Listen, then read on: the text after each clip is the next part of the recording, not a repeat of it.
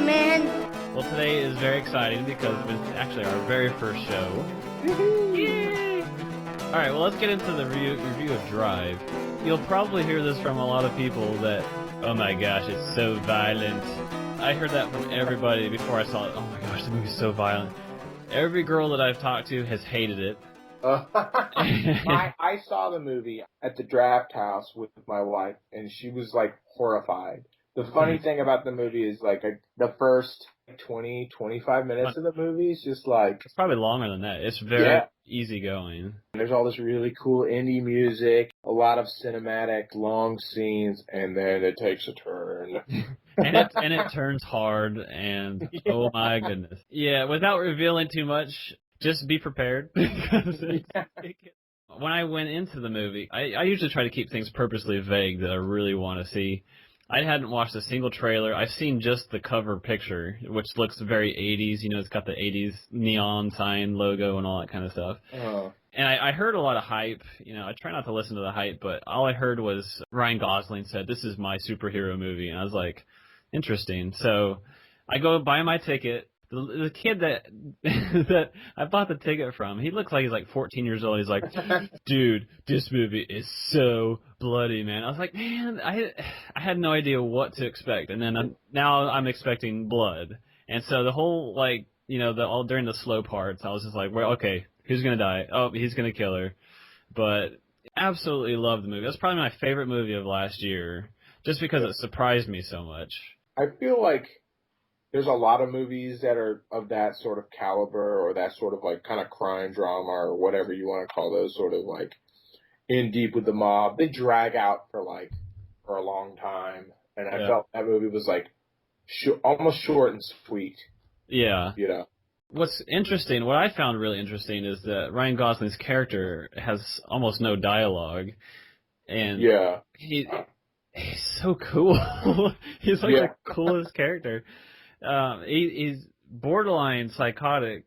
Just the way he carries himself, he's really kind of slow. You know, you kind of wonder, like, is this guy just like totally crazy, or you know, the way he reacts to some things, like sometimes he'll just be smiling, and you're like, whoa, what the heck's wrong with this guy? He doesn't really talk much, but yeah, and plus, I mean, what's great about the movie, it has such a really good cast, like it. Of course, Ryan Gosling, and then Mulligan. She's Bryan Cranston from Breaking Bad. You're just like, awesome, Walter. Ron Perlman. I wasn't a big fan of Ron Perlman's character just because he tries to be too gangster and For the longest time, Ron Perlman was like that ugly dude. Yeah, plays in everything. And then he became Hellboy, and it's like, oh, that's Hellboy. But anyways, back to Drive. Albert Brooks. Albert Brooks was in the lamest movies ever, like The Scout. Oh, and just like his voice just made my skin crawl. The way he said it in the execution, it was just like, oh. Yeah, also one of the things about the movie is the pacing of the movie was at some points incredibly slow, but it fit so well because it was almost like it was just like the character Driver, because that's his name in the movie. He's Driver. I thought the pacing in the movie was really good. You never got bored of it. You're just like, it's just nonstop fun. in the beginning with the car chase, it's just so like, so intense. We got to talk about that car chase because I'm a big car chase fan. You know, I still think like Ronin is one of the best car chase films of all time. Yes, but this one, it set itself apart because the entire car chase was filmed inside the car, which is bizarre. There's a few external shots of, you know, maybe helicopters flying by or something. I don't know. Yeah. But as far as all the driving was inside the car, and it looks so awesome. Yeah. Another movie that had like a really cool drive in the car, whole scene where it was all in the car was Children of Men. Oh, yeah. That had that like 15-minute take inside the car. That was bizarre. Yeah, that movie was full of just like completely like long shots. Like, Oh yeah. that was a great part about that movie. But It I could talk all day about Children of Men. I love it. yeah, was it Alfonso Cuarón? Is that his name, the director? But yeah, Children of Men's awesome. Yeah. Oh, and can I say I figured out the movie that was the movie there. I was like, I hate Albert Brooks, and it was this movie. It was made in 1991 called Defending Your Life. It was like a movie about this lame corporate guy who dies, and then he goes to heaven, and heaven is like this really lame Club Med at the early 90s, and the whole thing is set up not even like a good Club Med, like a sort of like they're still like putting you in the room and trying to sell you a timeshare sort of heaven. Wow. And Meryl Streep is in it, and she's like the love interest, and it's so lame. Like, Oh, why would you put Meryl Streep as love interest to anybody? yeah. Granted, it was made in 1991, and the target audience was probably my parents, but I was like, this is horrible. Rip Torn was in it. Rip Torn, the best name ever. Yeah, Rip Torn. Yeah, but Drive, I agree. Drive was definitely fun. So, not ask my wife about Drive because she will say it's the worst movie ever made. Yes. So, as far as target audience for Drive, I recommend it to all guys, and mainly anyone who isn't really offended by graphic violence. If you're a man and you have hair on your chest, you need to see Drive. Do you occasionally have the need to chop down a tree? Yeah. Yes. Go watch Drive. Okay, moving along, we have the best part of the show. Oh, yes. We are going to do the top 5 worst child acting jobs of all time, according to us. Every show we're going to try and do a top 5 list, just because we've loved top 5 lists ever since we've known each other, and probably ever since we've been born. So yeah, I love just ranking everything. Yes, and this one's particularly going to be fun for us because we've discussed this many a time before. Okay, so how it works is we're going to count down from 5 to 1, 1 being the worst child actor ever, 5 being just pretty dang awful. All right, well, let's get this started here. All right, top 5 worst child actors. At number 5, we have Carrie Henn, who played Newt in the movie Aliens. Now, if you haven't seen the movie, it has a little girl in it, Newt, who kind of like scrambles around the air ducts and escapes the aliens. She's basically the last person alive on this planet where the colonists have like set up a base and all that kind of stuff. So her character, she does nothing but just annoys the crap out of everyone by running away and, getting into stupid stuff. But some of her lines are so bad that you just have to laugh at it. And the one in particular... They mostly come at night. Mostly. Mostly. But yeah, throughout the whole movie, she's just not the greatest child actor ever. But she doesn't really ruin the movie, so that's why she's not up on top of the list like some of our other child actors.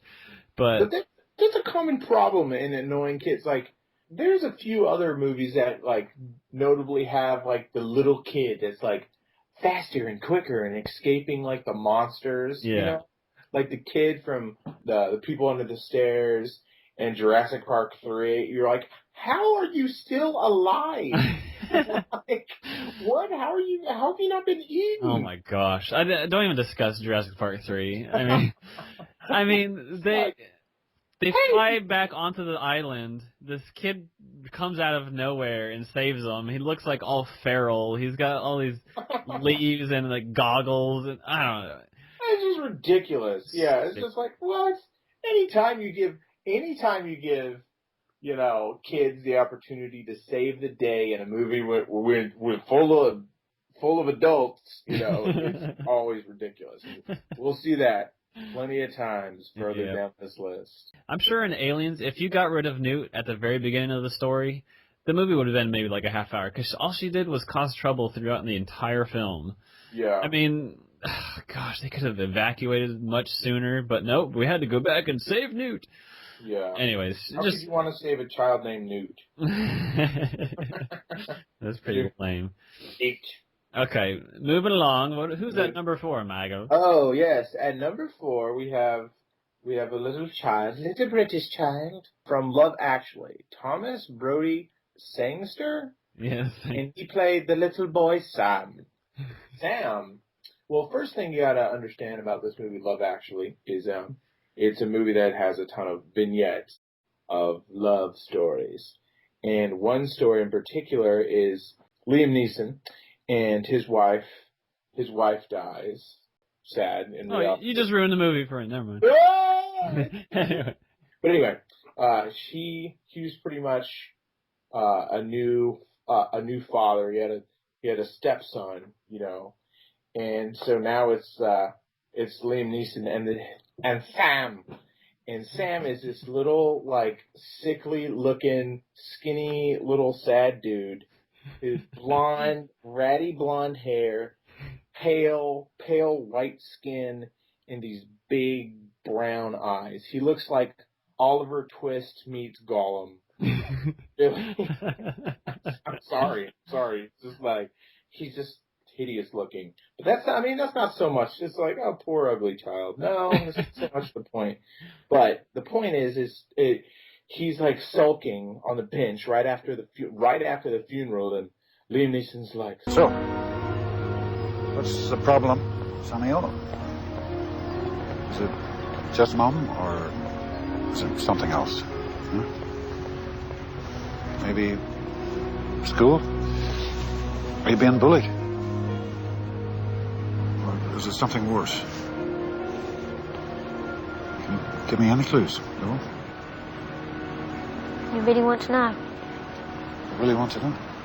Even though you won't be able to do anything to help. Even if that's the case, yeah. Okay.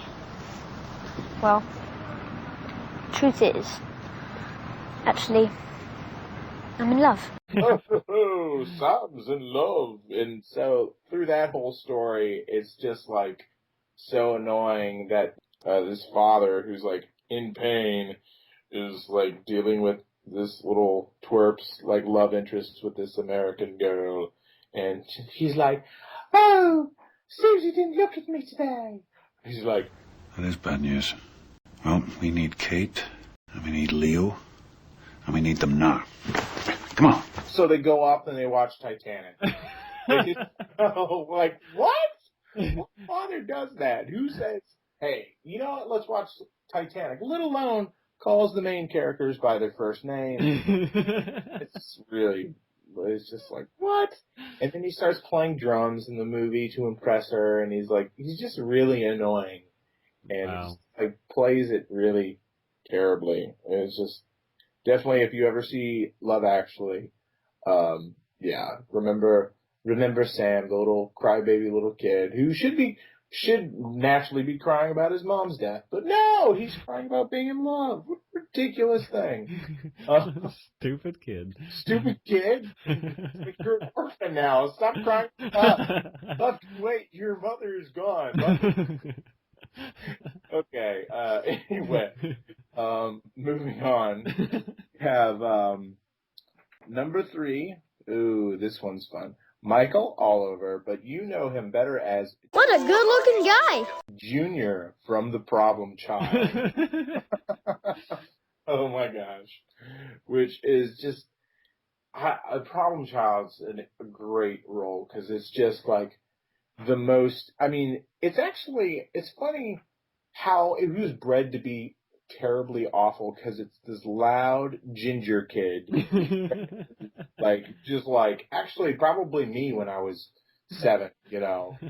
You look at the pictures and just really loud, like, it's so obnoxious, and he's talking in the movie like, he's like screaming at everything. And like, his voice is just grating. I mean, he's just he talks like this, like, oh my gosh, Dad! Jeez, this guy's pretty popular. He's on every channel. Truly, you do not really talk like this. Like, I know you're a little kid, but you can't be shouting every time. I just want to hang out with Dad and then throw firecrackers down the toilet.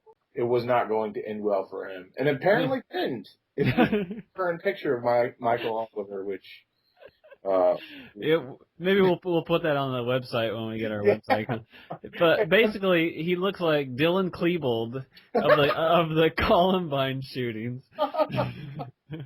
One of the Westminster Three. Gosh. Yeah, I can't confirm that it's actually him, but it's pretty funny. No way. There's no way that's not him. That is totally. Unless it was like one of the best like Photoshop jobs ever. And a new. I mean, that's all you can expect from a kid that you put in a movie like that. Yeah. Oh. Yeah, we'll have to pick it up. Okay. All right. Number 2. Now this isn't just one child. No. No, it's the full. The full cast of children from the movie Hook. Oh man. Oh my goodness. I mean, almost the entire cast of the Lost Boys are awful. I mean, it's like they just picked up random kids off the street and threw them in a movie. Or like, oh, let's get the producer's son in here. Oh, it's so tough to watch, but it's so funny. Because these kids are a significant part of the film. I mean, they're the Lost Boys, for crying out loud. Mm-hmm. I mean, for one thing, one of them is named Thudbutt. And he's one of the worst. But the worst of all is I don't even know what the kid's name is. Oh. But he's got those big brown eyes. He's a cute little kid. He's really dirty looking though. He's like the littlest one. He's like one of the lower tier little kids. Yeah, along with the little tiny black kid who can feel Peter's face. Peter. The kid that's smashing Peter's face all over the place. Very creepy. It's like, why are you snorting my face like it's a scene from the movie Saw?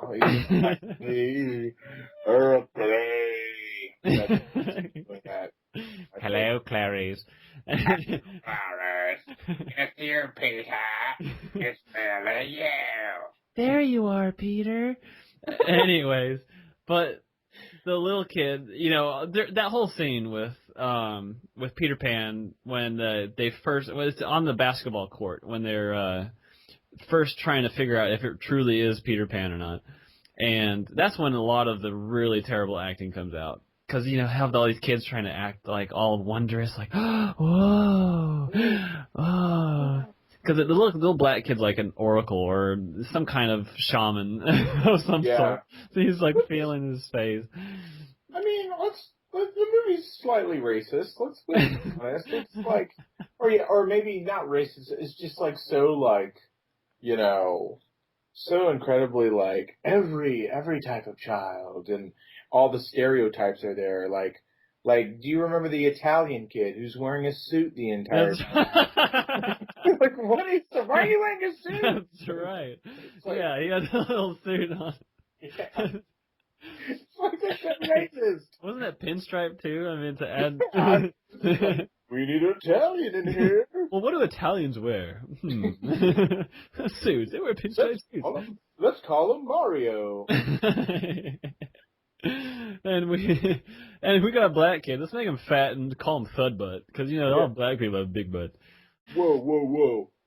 That is totally not cool. And they're like, he can be Scottish. He'll wear a Scottish golf hat. It's like, well, that just doesn't make any sense. And he's got knickerbockers on. Yeah, you're just like, well, that just doesn't make any sense now. Look, it's confusing. We'll throw the stereotype off just a little bit. Yeah. But anyways, the little dirty kid, the big brown-eyed kid, when they discover that it truly is Peter, he utters the best line of all time. It's not a good line, but the delivery is so priceless. You have to, if we can't get this up on the show, you have to watch the movie and listen for this, because it is so funny. Anyways, the line is, "Welcome back to Neverland, Benjamin." It's so bad. And like a seizure when he delivers a line or something. Every time I've watched the film, everyone I watch it with just busts up laughing at that part because it's so bad. I mean, come on, Steven Spielberg. I mean, come on. Steven Spielberg. You're known for having one of the greatest child acting movies of all time, E.T., and then you do this. I mean, wow. I don't know. You'd think that he would have a better taste in child actors or something. Yeah. Oh my gosh. And we could go on and on about Hook. We've got to get to number one, because number one is probably, I think every person should agree with this. Yeah, you're all thinking it. You're all thinking it. Okay. Number one worst child actor of all time is Jake Lloyd from Star Wars Episode 1, The Phantom Menace. Anakin Skywalker. Little Annie. Oh my gosh. Yeah, Little Orphan Annie. Little Orphan Annie is going to be Darth Vader, and his mom calls him Annie. How degrading. You know? Everybody I've talked to hates this movie because of this child. I mean, it takes a terrible child to ruin Star Wars for someone, because the fervor behind the movie was just unparalleled. You know, everyone wanted to see, it's a new Star Wars. You know, when the big orchestra hits at the beginning of the movie, everyone's screaming, and then probably about 15 minutes in, after they get through this lame talks of the Trade Federation or whatever. I really don't care about the economic situation. Galaxy far, far away. Thank you very much. Then, as soon as they get into Jake Lloyd, oh my goodness. Mom, you say the biggest problem in this universe is nobody helps each other. What's worse is hearing him try to speak alien languages. Oh, God. Horrible. Mitasa Chopasa, Chesko Saboba, Chipoka Umangisa, Mitisa Radical Bana Pichapa Chawa, Chabana Domulera, Chiskruni Dopot Slimo. It sends chills down my spine. I get so angry. This film could have been so good. It had Darth Maul in it. I mean, Darth freaking Maul, one of the coolest villains of all time.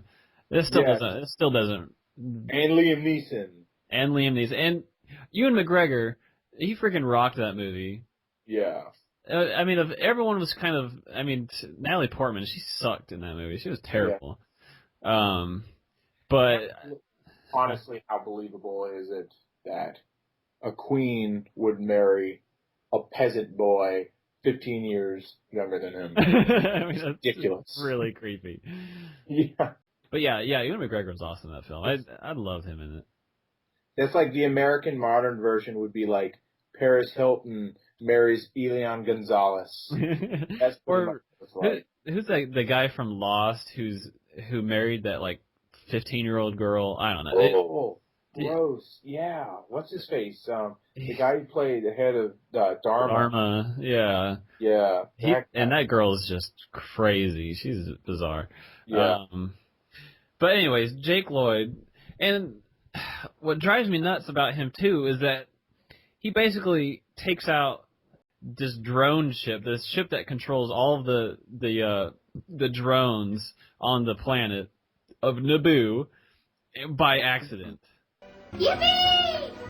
Oops, wrong one. Maybe it's this one. Nope, wait, here it is. Yeah! It's on automatic pilot. Try to override it. Look, there they are. That's where the autopilot's taking us. This is tense.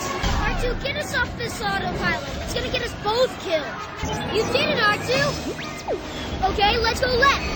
Go back. Qui-Gon told me to stay in this cockpit, so that's what I'm gonna do. I'll try spinning. That's a good trick. I know we're in trouble. Just hang on. We're hit, R2. I'm trying to stop. Everything's overheated. Oops, this is not good. Yes, we have power. Shields up. Take this and this. Whoa! Oops. Let's get out of here.